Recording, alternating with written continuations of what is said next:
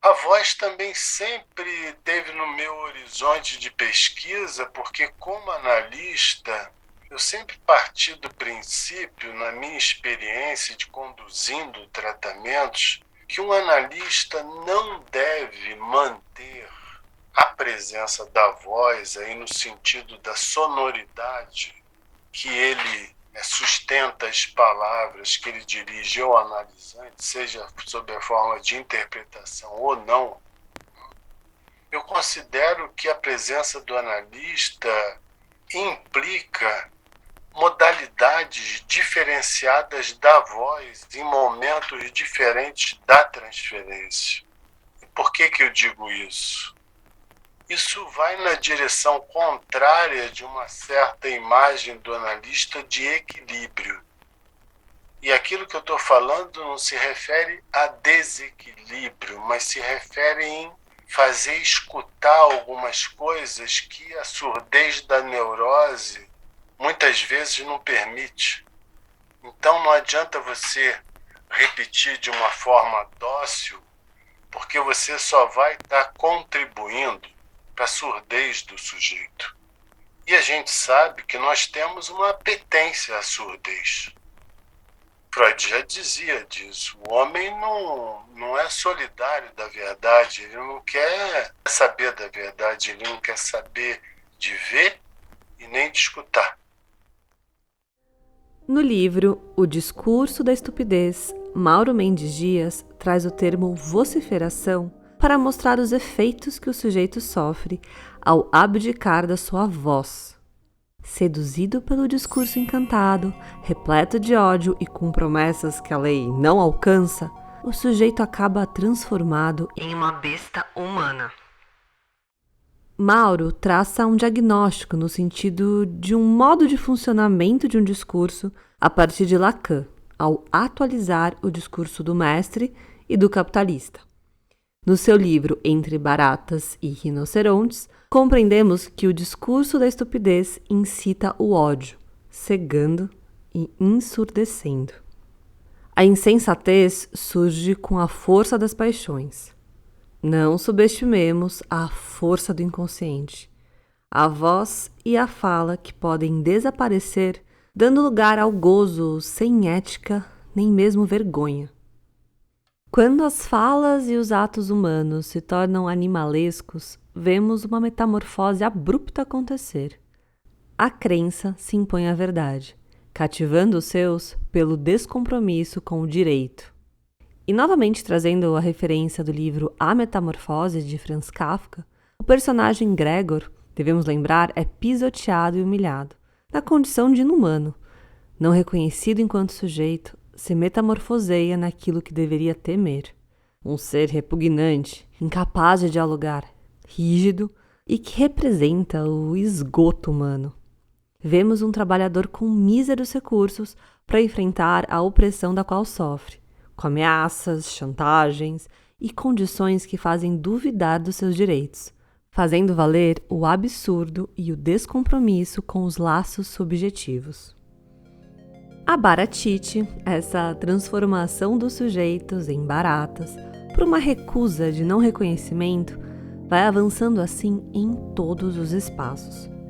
Nesse contágio, nada é aleatório. Mas, na verdade, é muito bem articulado socialmente. Novamente, não devemos subestimar o poder das vociferações. Há um discurso poderoso nas entranhas do nosso tecido social. Mas será que há formas subversivas de combatê-lo? Qual seria o papel da arte nisso? Hoje, vamos estreitar as relações entre a psicanálise e o teatro. Eu sou a Fernanda Fázio e o episódio As Vozes da Estupidez, as vociferações na pressa, já começou.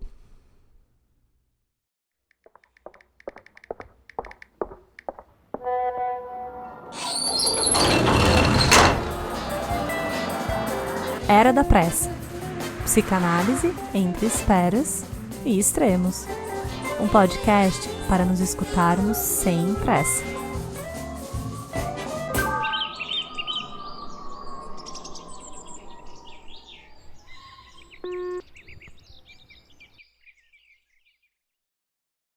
A relação entre teatro e psicanálise é íntima. O teatro traz de volta o espanto do mundo. Freud, não por acaso, bebe na fonte dos autores gregos, como Sófocles, para criar um dos seus conceitos centrais, o complexo de Édipo. Da mesma forma, Freud fala também sobre a purgação das emoções, a catarse, que obviamente é uma referência a Aristóteles, mas foi importante para ele criar o método catártico juntamente com Breuer. E voltando à Grécia, vale lembrar que os atores eram associados às divindades. Então, enquanto representavam, enquanto purgavam essas emoções, eles acreditavam que cediam seus corpos para que os deuses os habitassem. Então, para Freud, o teatro é identificação e catarse. Para Lacan, o teatro vai no sentido oposto. A visão francesa traz o teatro na condição de choque, corpo pulsional, podendo gerar uma cisão ao trazer os conflitos inconscientes para o jogo que acontece entre atores e público. Mauro lembra as considerações de Lacan sobre o teatro como componente da cena analítica. A cena analítica é composta, tal como montada a cena teatral, você incluindo na cena teatral o público. Para ele, o sujeito se encontra entre o espectador e o palco. E o analista é aquele que promove os efeitos através do intérprete, sobre o intérprete. Então é aquele que intervém na cena, mas quem é que intervém na cena teatral? Na verdade, quem intervém na cena teatral, quem a compõe é um diretor, ele que conduz, tanto quanto o personagem. Então isso é muito importante porque para o Lacan não existe possibilidade de você articular o teatro sem a presença do corpo. É isso que faz do teatro, que cria entre o teatro e a psicanálise uma intimidade completa. Compartilho com Mauro a importância da arte como oportunidade de suspender o sentido instituído pelo discurso da estupidez, tanto quanto os seus agentes. A subjetividade humana se contorce diante da admiração, da fugacidade e das interrogações de uma experiência estética. Essa condição outra de afetação é mais verdadeira e permite que se estabeleça diálogos e que se crie espaços para as diferenças. Nesse episódio, vamos refletir sobre as artes como formas de combate ao embrutecimento. Como psicanalista e bacharel de teatro, eu não pude deixar de adentrar nesses entrelaçamentos de saberes. Então, como estamos conversando, o discurso repetitivo dessa voz sem vitalidade, monocromática, que se repete sempre do mesmo jeito, nos transforma em rinocerontes a serviço das baratas. O efeito embrutecedor é inegável. Deixamos a nossa humanização e o nosso lado animalesco aflorar sem pedir licença. Daí, mais uma vez, a importância de se pensar em formas de alcançar o outro.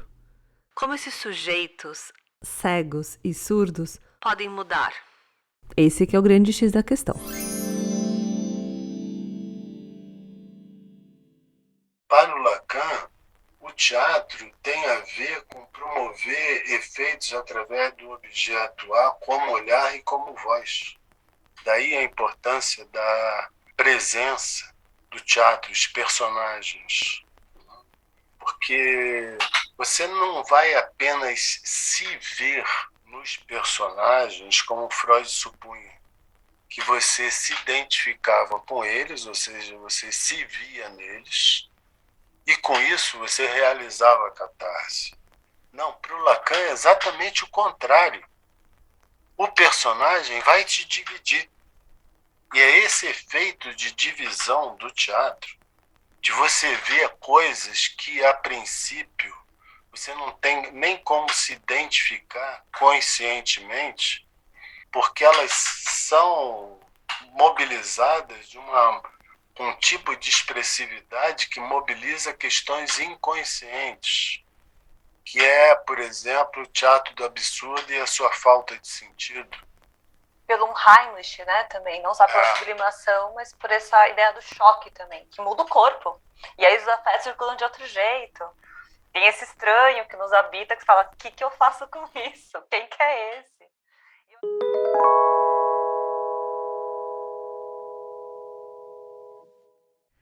É comum imaginarmos que a voz do ator seria somente para projetar a voz em cena. Da mesma forma que o seu corpo teria a utilidade exclusiva de criar o corpo do personagem. O processo de criação, na verdade, vai muito além disso. Não se busca apenas o sentido das palavras do texto, aquilo que seria da ordem do entendimento. Na verdade, há algo muito mais potente e invisível que surge nas improvisações, nas brincadeiras sonoras, nos diferentes ritmos e modulações da voz, justamente nesse jogo de alcançar o outro. Voz é corpo, criação é experiência e o teatro é a arte do presente. Para explorar a voz, os atores precisam repetir os movimentos, experimentar ritmos, descobrir novos sons, variações da voz, e só assim se criam formas inusitadas desse corpo-voz. Para entender melhor essas questões sobre a voz e o que vamos aqui chamar de um despertar, eu aprofundei esses conceitos nas conversas com Mauro. E aí eu precisei chegar bem no começo da sua história enquanto analista e os seus primeiros interesses de pesquisas, justamente para encontrar esse fio condutor. O convite aqui é para você me acompanhar nesse percurso.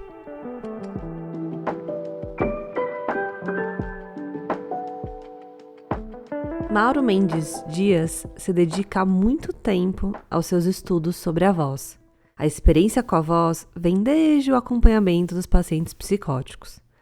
Mauro conta que desde o início da faculdade trabalhou com a doutora Nise da Silveira na Casa das Palmeiras. Trabalhou também em hospital dia, espaço de convivência e em diversos institutos de psiquiatria.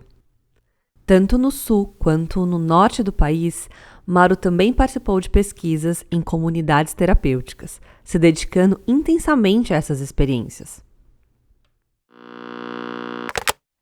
E se teve alguma coisa que sempre me chamou a atenção na convivência com esses sujeitos, foi exatamente a voz, na conversa com eles. E foi a voz porque, de fato, eu me empenhava para, vamos dizer assim, conversar com eles, estabelecer um diálogo. Quando você quer estabelecer, entrar em relação com uma pessoa, você precisa se interessar em escutar o que ela fala. E dependendo da forma como ela fala, se você tiver um interesse autêntico, você precisa estar ligado assim, a algumas condições da fala que te permitem escutar a fala dela, que nem sempre é muito distinguível no sentido que ela procura te transmitir. Eu não estou me referindo somente às falas delirantes. Mas nós sabemos, e a experiência mostra, que muitos sujeitos psicóticos são refratários ao diálogo, principalmente quando você os aborda em unidades de internação. Mesmo que você seja apresentado de uma forma positiva, né? Por exemplo, com interesse de conhecer para fazer apresentação de pacientes, como eu também faço desde muitos anos em hospitais psiquiátricos, mesmo nessas condições, há um tempo assim, necessário de cultivar uma aproximação para o diálogo. A entonação, um tipo específico de volume e uso de linguagem, são desafios na aproximação com os pacientes. A voz, na psicose, levou Mauro a se interrogar sobre a voz para além da concepção psicanalítica. A voz sobre aquilo que se é capaz de escutar, das formas como o sujeito fala. Essas vozes intermitentes, repletas muitas vezes de horror. A voz sempre esteve presente no seu horizonte de pesquisa. Sobre os seus pacientes atendidos na época, Mauro comenta. Muitos deles, a voz implica um determinado tipo de circuito que é inapreensível para nós, porque essa condição que eles vivem de serem falados pelo outro, de falar a língua do outro, estabelecer telepatia, por exemplo.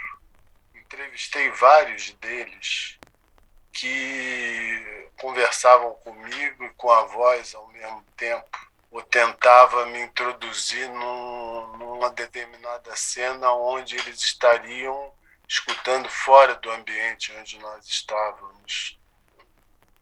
Então, eu digo que é inapreensível para nós porque nós podemos situar de maneira mais fina através da psicanálise, mas a verdade é que, como sujeitos falantes, nós não temos essa condição de experimentar uma voz que fala diretamente conosco, porque o trágico no sujeito psicótico não é que ele escuta vozes de formas dispersas.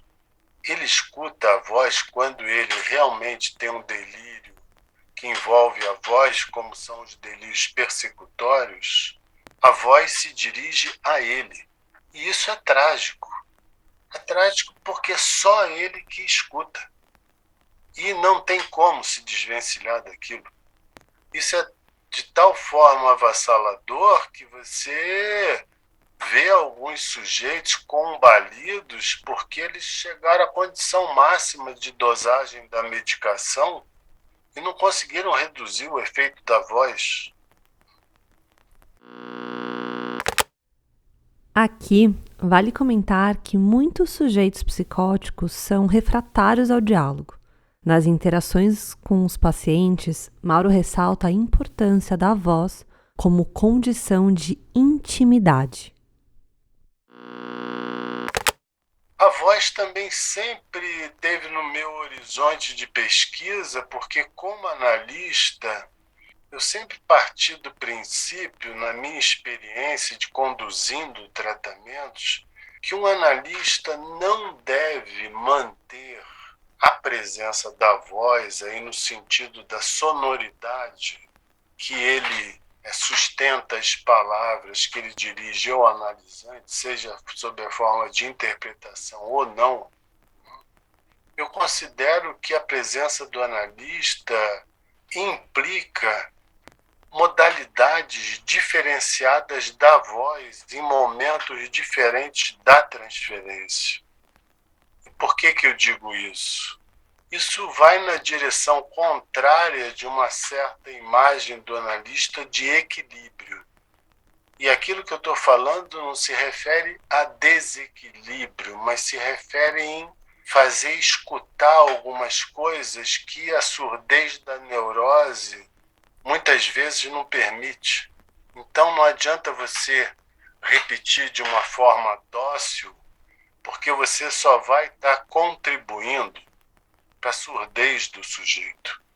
E a gente sabe que nós temos uma apetência à surdez. Freud já dizia disso. O homem não é solidário da verdade, ele não quer saber da verdade, ele não quer saber de ver e nem de escutar. A voz, nesse contexto, tem o sentido de elemento fônico, considerando o volume, a entonação, as modulações, ou seja, a maneira como o sujeito se expressa. Durante essa fala do Mauro, eu fiquei pensando em algumas aulas e ensaios durante o meu bacharelado em teatro. Porque, de fato, mais importante do que ensaiar o texto era, sem dúvida, a relação que se cria entre os atores para dar essa vivacidade para a cena teatral.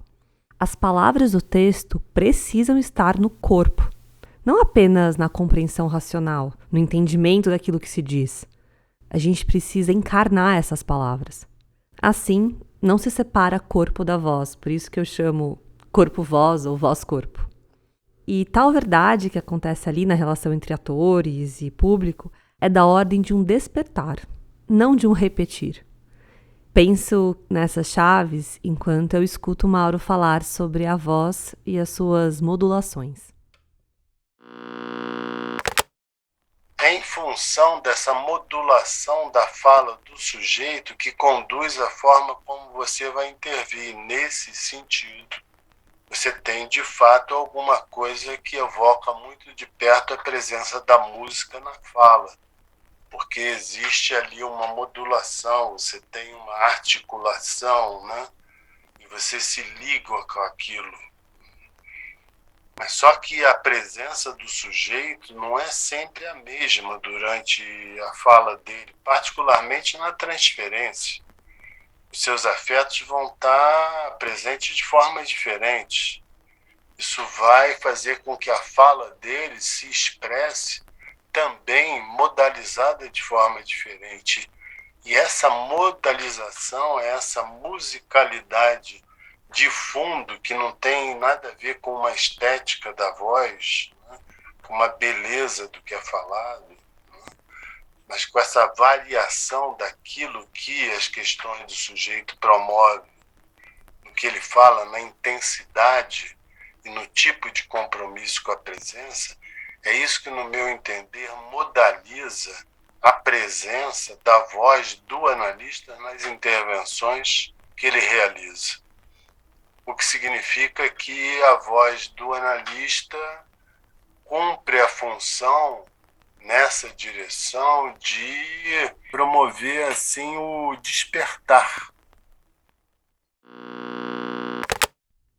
Durante a nossa conversa, Mauro lembra o sonho de Freud, cuja voz desperta o pai, fazendo um paralelo com a voz do analista. Aqui, mais uma vez, a voz do analista cumpre a função nessa direção do despertar. Porque quando a gente retoma aquele sonho do Freud, o pai que não vês que estou queimando, né? O despertar se dá exatamente no momento em que essa fala é pronunciada no sonho, em que o sujeito escuta o quê? Ele escuta que ele é cego. Pai, não vês? Eu estou aqui queimando e tu não vês. É isso que faz despertar. A voz se diferencia na presença do analista. Variação, intensidade e modulações dão pistas das diferentes formas de se estar com o outro. Então a gente não pode se esquecer que em muitos momentos nos tornamos surdos. E daí a importância de sustentar a intensidade dos afetos vindos do outro. Para finalizar esse episódio, relembro o trecho do seu livro Entre Baratas e Rinocerontes. Os seres baratas não experimentam o riso autêntico, tampouco a brincadeira.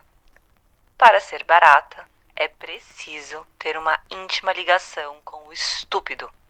E o estúpido é aquele que defende e promove que os esgotos sejam ampliados e vigiados à base da força. Eu idealizei e escrevi esse roteiro. A edição é de Arthur Chagas e a Ana Cristina cuida da identidade visual do nosso podcast. E claro, nos siga, divulgue, envie, compartilhe esse episódio com seus amigos. Isso nos ajuda bastante. Até já!